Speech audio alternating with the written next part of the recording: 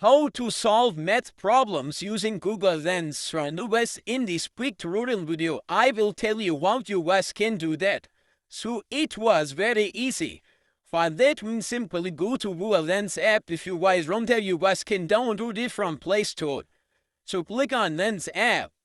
Once you click here, you guys will see open camera screenshot, and your phone it will be different folder.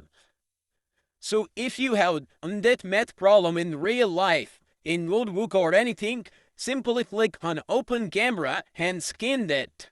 And if you have picked like I have math problem picture is implemented on that.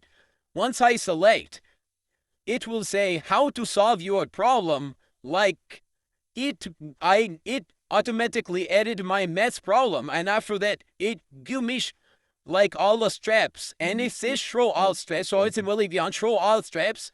And once I click on show all steps, it will give me whole solution.